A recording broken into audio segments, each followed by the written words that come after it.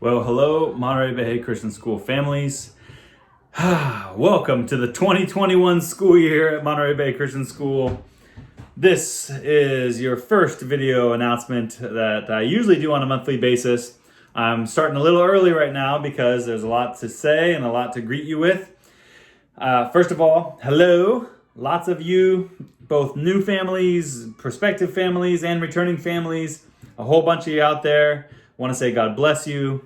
Want to say that I'm praying for you. Want to say that we're hanging in there, making it through each new step of the twists and turns of life these days.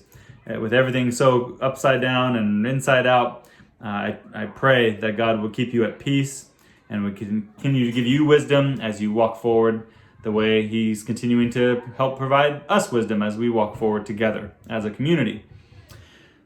Second of all, I want to update you on things that are going on around here. One is a massive amount of growth. So I've been answering nonstop phone calls, and Terry can't even get to all the phone calls because we have so much inquiry, growth, application, enrollment, tours, new teachers, everything coming out of everywhere. And so we're just constantly trying to keep up pace with all that's happening, and God's just bringing in abundance. Praise the Lord. We've been looking for this, hoping for this, longing for this for a while.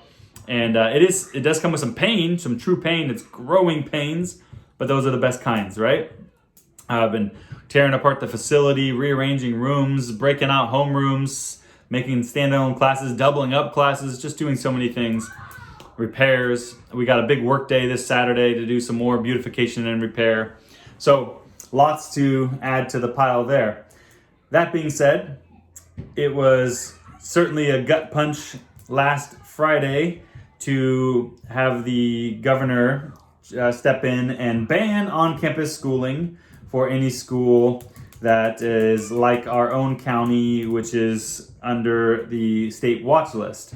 And that's most counties in California. But the orders came pretty extreme and pretty suddenly, and we honestly did not anticipate that level of jurisdictional overstep into this year's school year. And while we always have pretty seamless distance options to offer, we discussed as a board going forward with plans to be on campus with this school year completely. And the only way to do that right now is to wait a moment. We agreed as a board to start the school year after Labor Day. So we pushed in what would have been an August to June start, an August to May start is now a September to June school year. It has a lot of advantages in the back end, but also in terms of just getting ready for the school year and any hope of being on campus, it's somewhat necessary. There's one avenue in the current orders for a waiver process, and all of the large Christian organizations, Association of Christian Schools International, of which we're a member, Association of Christian Teachers in Schools, of which we're a member, the California Association of Private School Organizations is actively taking the forefront on this and is in the governor's office regularly trying to build a protocol for this waiver that they announced, but nobody has, none of the health officials have any idea what the protocol or procedures or metrics would be for such a waiver to be approved. So we are working on that. It gives us some time to work on that. It also gives us some time to analyze what in the world some of these new laws mean when you do go on campus and whether or not they really do parse out to directives for us. It's still a little bit unclear how much of those. You may have heard news about this or that from that news briefing, and what does that mean for us? Some of it's not perfectly clear, and it's going to take a little bit of time to parse that out. So that gives us that time. And instead of just jumping on the gun right this second, it gives us a moment to make actual arrangements. And plus the waiver process might have its own arrangements. We want to make sure we're ready for that. We want to start strong. We don't want to stumble into this thing. And so we won't kick it further than September 8th. Come hell or high water, we'll be there on September 8th, and we will make something happen. And we're the very last option for us, of course, is a full distance option in which we have to work that out. But we will have some serious contingencies a lot more ready by then than we are now. And we're still hoping and praying that that's not the way. We have the waiver process in line. We also have some other creative options in line.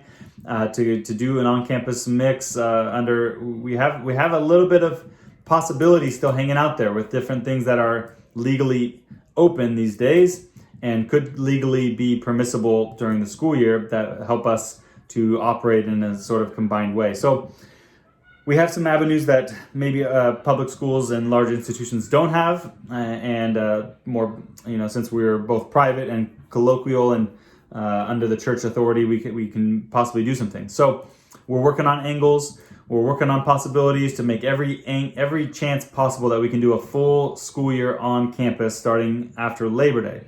That would be, we don't lose any school days. I had to readjust the calendar a little bit. It pushes us into June a little bit, but we keep the full amount of school, and it just kicks the whole thing down a few weeks out from where it is now.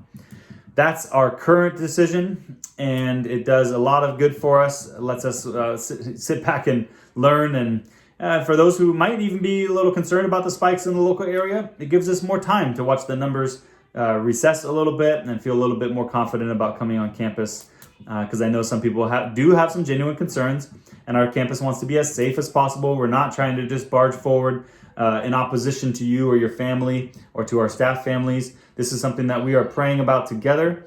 Anyone who's going forward on this is someone who's choosing and prayerfully eager to do so, and we're excited about having that agreement in our school and moving forward in that way. So if you have any questions, comments, please do let us know.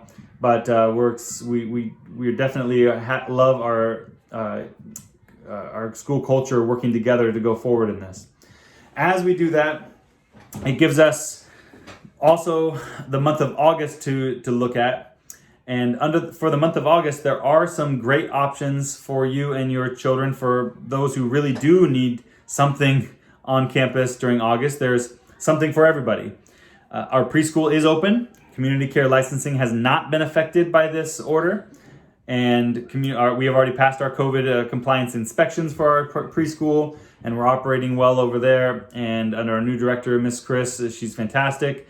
And we can continue to welcome you all back there, including our upcoming TK students can be in the preschool environment for the month of August or whatever portion of August you need. We'll make sure we have some space for you. We need to hear from you.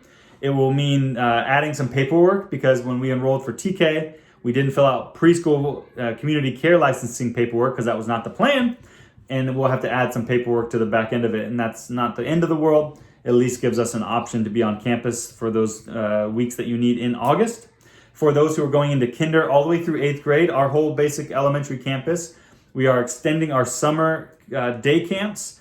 We have week-long camps that are $100 a week for a full day. It's the regular school day plus extended care hours for like we usually do for extended care, billed separately. And those options are being extended out.